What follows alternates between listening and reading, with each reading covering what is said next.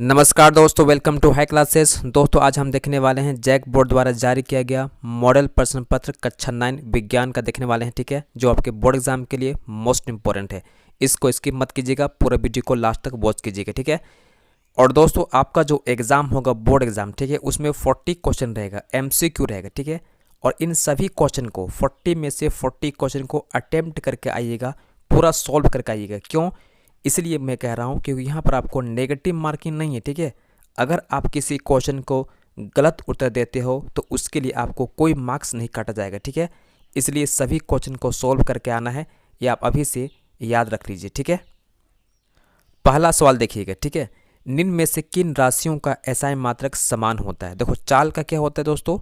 चाल का होता है हम लोग को मीटर पर सेकेंड होता है। ठीक है, और वेग का भी क्या होता है हम लोग का? मीटर पर सेकेंड होता है। दोनों का समान हो गया ना, तो इसका आंसर क्या होगा? ऑप्शन नंबर ए होगा। ठीक है, ऑप्शन नंबर ए आपका सही हो जाएगा, पहला का। ठीक है, सेकेंड क्वेश्चन देखिएगा। निश्चित दिशा में वस्तु द्वारा तय की गई दूरी कहलाता है क्या? विस्थापन कहलाता है। ठीक है, ऑप्शन नंबर आपका सी सही हो जाएगा दोस्त। ठीक है, अगला सवाल देखिएगा। वेग का ऐसा मात्रक क्या होता है? मीटर पर सेकेंड होता है। ठीक है, इसका आंसर क्या होगा? ऑप्शन नंबर डी सही हो जाएगा। ठीक है, अगला सवाल देखिएगा। स्वचालित वाहनों में एक यंत्र लगा होता है जो उनके द्वारा तय की गई दूरी को प्रदर्शित करता है। इस यंत्र को क्या बोलते हैं हम लोग? ओडोमीटर कहते हैं। ठीक है, ऑप्शन नंबर आपका ए सही हो जाएगा, ओडोमीटर कहा जाता है। ठीक है, अगला सवाल देखिएगा। यदि पिंड का द्रव्यमान दोगुना कर दिया जाए और उसका वेग आधा हो जाए तो पिंड का रैखिक संवेग क्या होगा? ठीक है, संवेग क्या होता है? P=mv होता है दोस्त। ठीक है, अब यहाँ क्वेश्चन देखो क्या बोला गया है। पिंड का जो द्रव्यमान है, जो मास है ना, उसको दोगुना कर दिया जाए, यानी कि 2m कर दिया जाए। ठीक है, और वेग को आधा कर दिया जाए, यानी v को हम लोग क्या करें? आधा करें। ठीक है, इसको काट दोगे तो फिर से क्या हो जाएगा हम लोग का? P=mv हो जाएगा। ठीक है, स्थिर रह जाएगा। ठीक है, वही रहेगा। इसका आंसर क्या होगा हम लोग का? ऑप्शन नंबर बी आपका सही हो जाएगा। ठीक है, ऑप्शन नंबर बी आपका सही होगा, है ना। अगला सवाल देखिएगा। यदि दो वस्तु ए और बी के द्रव्यमान क्रमशः 6 kg और 34 kg हो तो, ठीक है, किसका जड़त्व अधिक होगा? दोस्तों याद कीजिएगा, जिसका द्रव्यमान ज़्यादा होता है उसी का जड़त्व भी क्या होता है? ज़्यादा होता है। ठीक है, तो यहाँ आंसर क्या होगा? बी का जड़त्व ए से एक जड़त्व से अधिक होगा। ठीक है, इसका सही आंसर क्या होगा? ऑप्शन नंबर बी आपका सही हो जाएगा। अगला सवाल देखिएगा। रॉकेट किसके सिद्धांत पर कार्य करता है? ये कार्य करता है संवेग के संरक्षण के सिद्धांत पर कार्य करता है। ऑप्शन नंबर सी आपका सही हो जाएगा।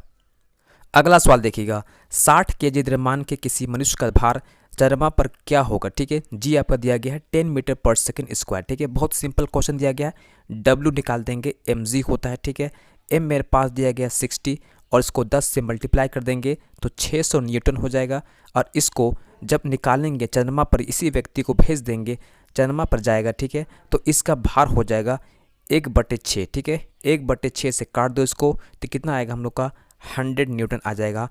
ऑप्शन नंबर आपका सी सही हो जाएगा।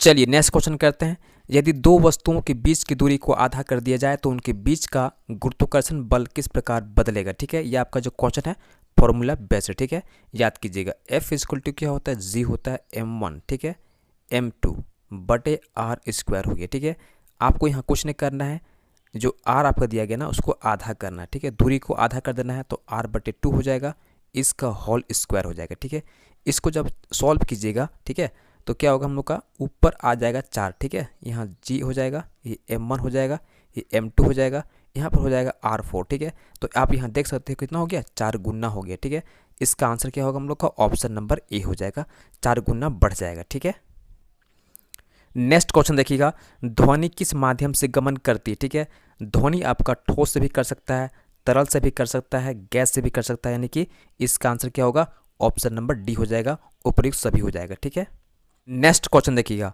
वायु में ध्वनि तरंगे निम्न में से किसका उदाहरण है? यह आपका आंसर हो जाएगा ऑप्शन नंबर ए। ठीक है, अनुदैर्ध्य तरंगे हैं। ठीक है, नेक्स्ट क्वेश्चन देखिएगा। मानव श्रवण की श्रव्य परास की ऊपरी आवृत्ति सीमा लगभग होती है 20 किलोहर्ट्ज। ठीक है, ऑप्शन नंबर ए आपका सही हो जाएगा, ऑप्शन नंबर ए आपका सही होगा। नेक्स्ट क्वेश्चन देखिएगा। बर्फ का गलनांक कितना होता है? 0 डिग्री सेल्सियस पे होता है, यानी 273.16 केल्विन पे होगा। ऑप्शन नंबर सी आपका सही हो जाएगा। अगला सवाल देखिएगा। निम्नलिखित में से किसे सबसे अधिक संपीड़ित किया जा सकता है? तो इसका आंसर होता है हम लोग का गैस, ठीक है। तो यहाँ पर होगा हम लोग का आंसर हाइड्रोजन गैस, ठीक है। अगला सवाल देखिएगा, निम्नलिखित में से कौन यौगिक का उदाहरण है? ठीक है, तो यहाँ पर आपका H2O जो है, ठीक है, जल, यही आपका क्या है, यौगिक है, ठीक है। ऑप्शन नंबर सी आपका सही हो जाएगा। अगला सवाल देखिएगा, पीतल किस धातु का मिश्रण है? तो इसका आंसर होगा जिंक प्लस कॉपर का। ऑप्शन नंबर ए आपका सही हो जाएगा। चलिए नेक्स्ट क्वेश्चन देखिएगा, निम्नलिखित में कौन रासायनिक परिवर्तन का उदाहरण? ठीक है, इसका सही आंसर होगा हम लोग का भोजन का पचना, ठीक है। और बाकी जो ऑप्शन देख रहे हैं, ठीक है, जल का बर्फ बदलना, ठीक है, मोमबत्ती का पिघलना, लोहे के चूर्ण को बालू में मिलाना, ये सब क्या है, भौतिक परिवर्तन, ठीक है, फिजिकल चेंज है। इसको हम दोबारा वापस ला सकते हैं इसके ओरिजिनल फॉर्म में, ठीक है। अगला सवाल देखिएगा, सोडियम ऑक्साइड का सूत्र निम्नलिखित में से कौन सा है? ये आपका है Na2O, ठीक है, याद कीजिएगा Na2O, ठीक है। इसका आंसर क्या होगा? ऑप्शन बी आपका सही हो जाएगा। चलिए नेक्स्ट क्वेश्चन करते हैं हम लोग, 36 ग्राम जल में कितने मोल मौजूद है? ठीक है, बहुत ही आसान सवाल है। नंबर ऑफ मोल जो होता है गिवन मास बटे मोलर मास होता है, ठीक है। गिवन मास हम लोग पता है कितना, 36 ग्राम, ठीक है। मोलर मास निकालेंगे किसका? H2O निकालेंगे, ठीक है। तो H का तो 1 होता है, 2 से गुना करेंगे, इसका O का होता है 16, ठीक है, जोड़ दोगे 18 हो जाएगा, ठीक है। अब इस 18 को यहाँ नीचे रखोगे, इसको डिवाइड कर दोगे, कितना आएगा हम लोग का? 2 आएगा, ठीक है। आंसर क्या होगा हम लोग का? ऑप्शन नंबर बी सही हो जाएगा। अगला सवाल देखिएगा, C2H2 का मोलर द्रव्यमान कितना होगा? ठीक है, बहुत ही आसान क्वेश्चन है। C2H2, ठीक है, C का कितना 12 होता है, ठीक है, इसको 2 से गुना कर देना। H का 1 होता है, इसको 2 से गुना करना, ठीक है, तो हो जाएगा 24, ठीक है, प्लस 2 कितना हो जाएगा? 26 हो जाएगा, ठीक है। इसका आंसर क्या होगा? ऑप्शन नंबर बी सही हो जाएगा। अगला सवाल देखिएगा, इलेक्ट्रॉन की खोज किसने किया था? J.J. थॉमसन ने, ठीक है। ऑप्शन नंबर बी आपका सही हो जाएगा। नेक्स्ट क्वेश्चन देखिएगा, एक तत्व में, ठीक है, 11 इलेक्ट्रॉन है तथा 12 न्यूट्रॉन है, उस तत्व का परमाणु संख्या क्या होगा? बहुत ही आसान क्वेश्चन है। इलेक्ट्रॉन की संख्या जो होती है वही होता है परमाणु संख्या, ठीक है, उसी के बराबर होता है, ठीक है। तो यहाँ पर 11 इलेक्ट्रॉन है ना, तो आंसर क्या होगा हम लोग का? ऑप्शन नंबर ए हो जाएगा, 11 हो जाएगा परमाणु संख्या, ठीक है। नेक्स्ट क्वेश्चन देखिएगा, किसी तत्व के समान समस्थानिकों में निम्नलिखित में कौन परमाणु का समान नहीं होंगे? तो इसका आंसर होगा हम लोग का ऑप्शन नंबर सी, न्यूट्रॉन नहीं होगा, ठीक है।